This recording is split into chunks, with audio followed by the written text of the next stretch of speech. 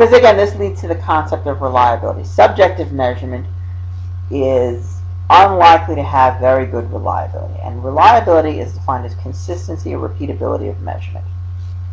If a measurement has high reliability, then you're going to get consistent results each and every time. There's less degree of error. There's not going to be much variation in terms of one measurement to the next for the same group of people. You're going to get consistent results. You're going to know what to expect each time you give the test. That's being reliable. Okay. With its low reliability, if it's low reliability, it's going to be less consistent. You're not going to necessarily sure what you're going to get each time. There's going to be a lot more error. So you get a high score one day and a low score the other day and a middle score the next day. Again, you don't know which is correct, and they're all kind of all over the place. So reliability is getting consistent results each and every time, and that's what you want in your measurement. You want your measurement device to be reliable. So one example, one type of reliability that can be assessed is internal reliability. Okay, with internal reliability, let's say you're creating a questionnaire. Let's say it's a 20-question questionnaire to measure self-esteem. You would like the responses to those items to pretty much be consistent. Okay? For someone who has high self-esteem, you would want them to answer all of those questions in a way that would reflect high self-esteem. How do you feel? Do you feel good, like you're a worthy person? Another question might say, do you feel you have high self-esteem? Another question might be, do you feel good about yourself? And so on. A person with high self-esteem should answer them consistently. Likewise, a person with low self-esteem should be answering those questions consistently as well. As a result, you get what you expect when you give that test. Internal reliability.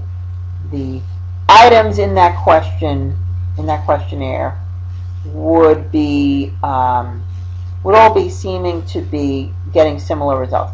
Now again, if you asked a question there that had nothing to do with self-esteem, if you asked a question like, how much do you like going to the movies as one of the questions in your self-esteem scale, people are going to answer that question a lot differently than all the others. So it's going to be clear that would hurt the reliability of your scale.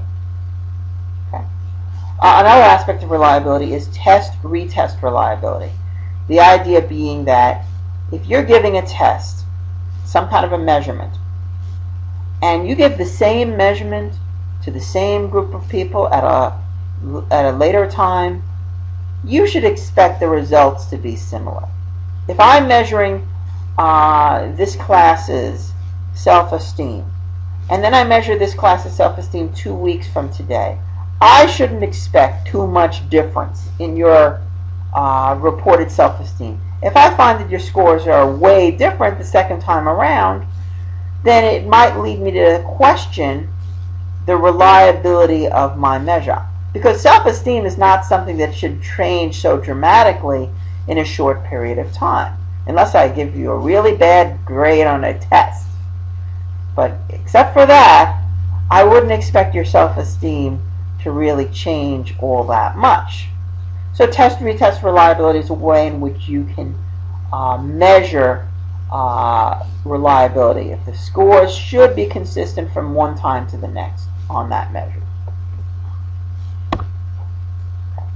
Validity is also an important thing to consider when it comes to measurement. In fact, I would say that validity is the most important thing. When you are measuring a variable, when you are measuring some aspect of personality, if it ain't valid, it ain't worth it. You've got to measure, you've got to use valid measurement. And there are various types of validity that can be studied. You can have construct validity, criterion validity, convergent validity, discriminant validity, and base validity. And we'll talk about each type of validity. So construct validity, this is the most important type of validity. This is what it's all about. You are trying to when you say, let's say I'm talking about self-esteem again. Go back to self-esteem. That is the variable that I'm interested in studying. Okay? Well, we need to find a way to measure self-esteem. So I have the concept of self-esteem that I'm interested in. That's the construct. I also have a measurement of it, an operational definition of it. The operational definition could be, for example, the Dresnick self-esteem scale.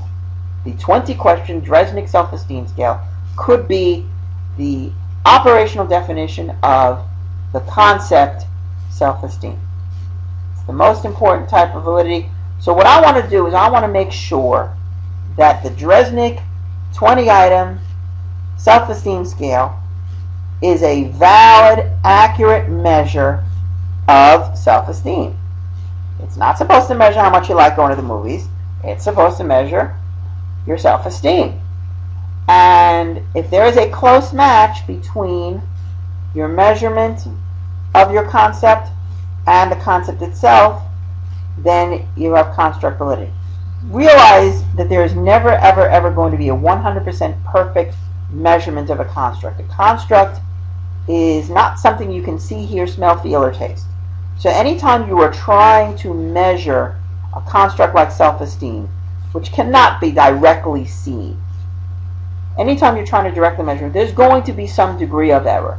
There's going to be some degree of mismatch between your concepts, your conceptual definition, and your operational definition. But if that mismatch is minimal, if there is a pretty close match between those two, then you've got a good, valid measurement of that construct. Okay? But really, there's really no direct way of testing construct validity. You kind of use the other measures of validity to kind of get at construct validity. So let's start with criterion validity. This is a very common way of assessing construct validity. What you want to be able to do is you want to say, all right, I'm going to measure this particular variable, and it should be related to, in some predictable way, to some other standard of comparison, some criterion. Okay, so let's talk about self-esteem again for a moment. I am taking the Dresnick 20-item self-esteem scale, and I want to validate it. I want to use criterion want to test its criterion validity. I would want to correlate the Dresnick 20-item self-esteem scale with some other criterion. We would expect that someone who has a high score on the Dresnick 20-item self-esteem scale would perhaps be liked by other people, be popular. These are some standards that we would perhaps expect for someone with high self-esteem. Another example, again with aggression. Let's say you're creating an aggression scale. How well does it correlate with, if we're measuring childhood aggression, how much does it correlate with that child's behavior on a playground? If the child is shoving kids all over the place and getting into lots of fights, then I would expect that aggression scale should predict that. How well does your aggression scale predict future violent behavior? How much does your self-esteem scale predict future signs of confidence? That would be an example of measuring criterion validity. Okay? So again, volunteering answers in class is another example here. I would expect that students who have high self-esteem would be more participating in class, and perhaps my self-esteem measure would predict that. And that would be, an attempt to establish criterion or predictive validity. Convergent validity is where you would try to correlate your measure with something else that is with an assessment measure that presumably measures the same construct. It should be highly correlated. Let's go back to the Dresnick 20-item self-esteem scale. The Dresnick 20-item self-esteem scale should be highly correlated with, for example, the Rosenberg self-esteem scale. The Rosenberg self-esteem scale is a real measure of self-esteem. So it should be highly correlated. They're supposed to be measuring the same construct. they should be measured. They should be highly correlated. Furthermore, there are other measures that may be similar to self-esteem. Maybe self-confidence is similar to self-esteem, but not exactly the same thing. Maybe if there's a measure of self-confidence or self-efficacy, then I would expect that my Dresnick 20-item self-esteem scale should at least have a pretty high correlation. Maybe not a huge correlation, but it should be pretty high correlation with that particular similar construct. That's another thing. So we want to make sure that my measure correlates with a measure of a similar construct. Discriminant validity is essentially saying, all right, but so you're saying that if your measure, your scale, your measurement should be correlated with a similar measure, but it should not be correlated with a measure that really doesn't have anything to do with it. It shouldn't be correlated with something that has nothing to do with it. Okay? So you want to be able to compare the Dresnick 20-item self-esteem scale with a variable that should have absolutely no relationship with it. So, for example, let's say I wanted to compare my Dresnick self-esteem scale with a variable like how much you like going to the movies, or something like that, or how much you are, how much you are, maybe self-esteem really shouldn't be related to aggression, for example. You could be highly aggressive and have a high self-esteem. You could be aggressive and have low self-esteem, whatever. But bottom line is, there shouldn't be any real relationship between them. There should be no correlation. So here in the example here in the slide, if we're talking about a measure of sociability, there should be no correlation with conscientiousness and no correlation with neuroticism, because these are independent constructs. These are independent personality characteristics. You could be conscientious and sociable. You can be conscientious and unsociable. You could be neurotic and sociable. You could be neurotic and unsociable. There shouldn't be any predictable relationship between those variables. Likewise, if we're talking about number of friends and hours spent alone, number of friends, yeah, there should be a high correlation there. There should be a relation. If you're sociable, you should have a lot of friends. If you're not sociable, you shouldn't have a lot of friends. If you spend a lot of time alone, then it should be negatively correlated and predictably, significantly negatively correlated with sociability. And that's what you would see here. And both of those would show convergent validity. Now, face validity is another aspect of validity, in that, although this one is not really as important as you might think. It measures what you think it's supposed to measure. And the measure should essentially look like what you're trying to measure. At least this is what you begin with. When you're trying to create a measure of a variable, you're going to start with measures that would seem to have a high degree of face validity, that they would look like they should be accurate, they should be valid measures. So, for example, if I want to measure depression, and I want to create a 20-item scale, the Dresnick 20-item depression scale, maybe one of my questions should be, do you often feel sad or blue? That would certainly have a lot of face validity, because, aha, that looks a lot like we're talking about depression. Okay. The reason why face validity is not necessarily the best, is certainly not the only approach you should take when talking about validity, is sometimes you'll have question items that may look on the face of it like they are accurate, like they are measuring what you think they're measuring, but maybe in reality it doesn't. So that's something you got to be careful of. And that's why those other measures of validity are more important. Another aspect of validity is what is valid in the United States of America may be not so valid in other countries and other cultures. And we need to be able to do that. Maybe some of you can think of some constructs that are that exist, some concepts that exist in Louisiana, but don't exist, in other parts of the country. I know that Louisiana is a unique culture, and there are, words that are expressed here that really there's no other meaning for outside of Louisiana. I don't know, maybe like lagniappe or whatever is something like that. But I mean some other kind of concept that is maybe it's valid in one culture, not in another culture. So we got to be careful about generalizing from one population to another. Okay. Sometimes the items on a scale, maybe in the United States it has internal validity, but in other countries different items are going to be interpreted different way. And if it's going to be interpreted in different ways by whoever is responding to it, then you're not going to be too sure about its validity. So here's an example here. It's like a dartboard. It's a classic illustration of what it means to be reliable and valid. Because I want to point out to you, you can have a measure that is reliable but not valid.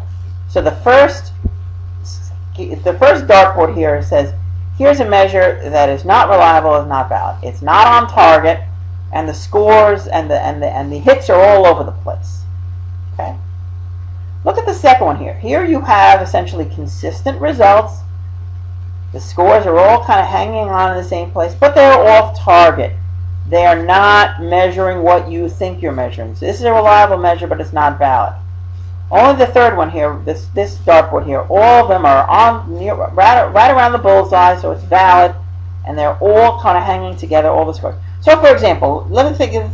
It's an example of a measure that would be reliable but not valid. Let's say I have an oven, okay, and it's very important for me. If I'm making pies, and the instructions on the pie say I have to set the oven to 400 degrees and cook it for 45 minutes at 400 degrees, okay? Now, what if I have an oven that I set it to 400 degrees, I set the dial to 400 degrees, but it's actually cooking it at 450. So what do you think is going to happen to my pie? My pie is going to be burned because, and if I do every single time I turn on that stove, 450, 450, 450. When I set it to 400, it's at 450. Every time I put the pies in there for 45 minutes, my pies get burned. That's a problem. Now, what if I had an oven that's even worse? What if I had an oven that I set it to 400, and then again it's it's 450. Then the next time I make pies tomorrow, I've set it to 400, and now it's setting it at 250. Now I'm undercooking my pies. So sometimes I'm overcooking it, and sometimes I'm undercooking it, because that 400, that oven is both. In that case, the oven is unreliable and invalid. If I don't know, if I put it on 400 and I don't know what it's going to be, overcooked, undercooked, what? If I put it at 400 and it's always going to overcook it at the same rate, then I know it's reliable, but it's not a valid measure of temperature for my oven. So the only way my stove is going to be both reliable and valid is when I put it to 400 degrees. It's going to be 400 degrees, and I'm going to make delicious pies each and every time, because it's going to be a reliable and valid assessment. Essentially, it's going to be reliable and valid in terms of producing the appropriate temperature. That's what I want in my oven. It's also what I want in my personality measure. I want my personality measure of self-esteem or aggression or depression or conscientiousness or whatever variable I'm interested in studying. I want it to be both reliable and valid. I want to get consistent results, and I want it to be accurate. I want to be measuring what I'm supposed to be measuring, not measuring something different. Unfortunately, there are many challenges or threats to validity when we're talking about measuring personality. Let's say I'm giving someone a self-report measure when I'm asking people to tell me about aspects of their life. Well, the problem is people don't have very good memories, and oftentimes their memories are biased. If they're in a good mood, they'll only remember happy events. If they're in a bad mood, they'll only remember bad events. Whatever. So you'll have biases of memory in terms of how you're going to answer questions. You might also have different motivations when you are answering a particular questionnaire. there are certain types of people that tend to respond in a particular way that to any kind of measurement that they're not really being honest. They're not honestly measuring it, honestly answering the questions. They tend to be answering in a particular pattern. For example, there are those people who exhibit a habit of yay saying or acquiescence. Are you this type of person? Yes. Do you do this a lot? Yes. Are you? Do you feel bad about yourself a lot? Yes. Yes. Yes. Yes. Yes. Some people just saying yes, yes, yes, yes, yes to everything. That's a problem. You're not really getting a valid measure. They're just answering yes, yes, yes, yes, yes, or agree, agree, agree. They're just trying to be agreeable, but they're not really being honest. They're not really reading the question. Likewise, there are people who are naysayers who are saying, no, I disagree, disagree, disagree, disagree, always being contrary, right? So you'll have some people who just say yes and agree all the time. You have others who say no and disagree all the time. Okay? So that's a challenge to validity. How do you deal with that? Well, one way you can deal with it is you can kind of turn some of the questions around. Let's say on my 20-item Dresnick self-esteem scale, I have some items that say, I feel like I'm a pretty good and worthy person. Okay? Yes or no. Okay? So the person who says yes to that, say, okay, that's a score, that's a person who's high self-esteem. Yes, I'm a worthy person. I might put another question in here and says that I feel that I'm a worthless person. Now, the person with high self-esteem is not going to say yes to that. They're going to say no to that. So in other words, they'll say yes to the first question and no to the second one.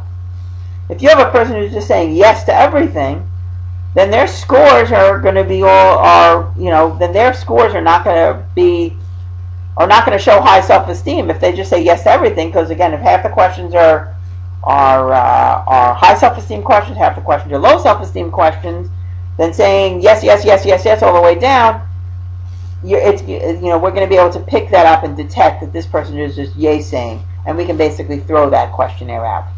The same thing could be said for the naysayers out there. If you can reverse some of the questions, reverse the tone of it so that a high score on the question actually represents a low score on your construct, then that's what you want to do, reversing it, and that can control for those yay sayers and naysayers. But another important aspect of measured personality in the self-report measure is social desirability. Now, social desirability is where a person wants to portray themselves in such a way that they are good and normal people. If I am asking you questions about your behavior and about your personality that may not be very complimentary, what if I'm asking you about how much of a hurtful person you are? Nobody wants to say that they hurt other people and that they could be mean sometimes, right? But I'm not going to go ahead and ask, are you a mean person, yes or no? Most people would say, no, I'm not a mean person. But there are ways, but in other words, a person might respond to questions on a questionnaire like that and not be honest. Sometimes we are hurtful to people. Sometimes we do hurt other people's feelings. Sometimes we even do it intentionally. Okay? And we wouldn't be truthful if we were to say that we never do that. We all do that to some degree, but obviously hopefully we don't do it that often. But a person who has a social desirability bias is someone who's going to say, oh, I never hurt other people. I am a never mean person. Not me, never mean, not me. So basically when you look at that person's questionnaire and you're trying to measure, how hurtful someone is, clearly someone with a high social desirability bias is not going to be honest, and they're going to answer that they are the wonderful person and not at all hurtful. But of course, it's not accurate. One of the ways you can control for social desirability bias is, one thing you could do is make questionnaires anonymous so that people can feel freer to answer honestly. They feel that their name isn't necessarily being connected with the questions. Another thing you can do is you can kind of ask questions in a way that would seem to be non-threatening, not like straight out saying, "Are you a mean person?" That would be something you would not. That would be most people would say, oh no, I'm not me. So you put in, but in other words, you try to make the questions as neutral sounding as possible so that the person can answer honestly and not feel like they're a freak. So these are the things that we have to deal with when we're talking about making an assessment of personality. Okay.